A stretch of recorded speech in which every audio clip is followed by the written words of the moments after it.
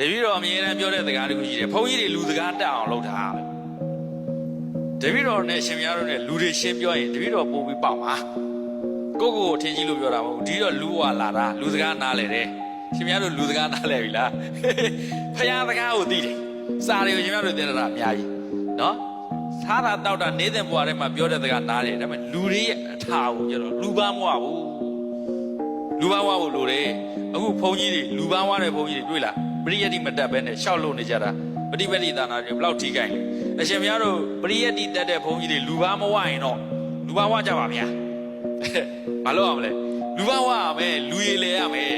လူပန်းဝရမယ်လူရဲ့အထာသိရအဲ့ဒါကြမှာသူတို့ဘာဖြစ်နေတာလဲဘာခက်ခဲနေတာ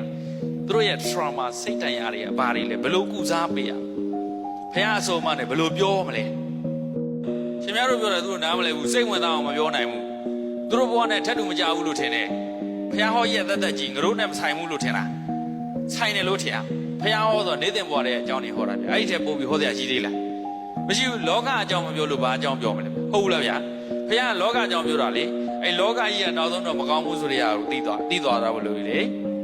ဟုတ်လားဣဒံဒုက္ခအရိယသစ္စာတိမေဘိက္ခဝေဆိုဒါပဲလောကကြီးကမကောင်းဘူးလေအဲ့မကောင်းဘူးဆိုတဲ့ဟာကိုမြင်ဖို့လိုတယ်သိဖို့လိုတယ်အဲ့အတွက်ဒီမျိုးတို့ကဘလို့နေနဲ့ချင်းကပ်ပြမလဲအဲ့လောကကိုရင်ဆိုင်တဲ့နေရာဘယ်သက်တည်တွေရှိရမလဲဒါပြောနိုင်မှုဒါကြောင့်ရှင်များတို့သာဖတ်တာ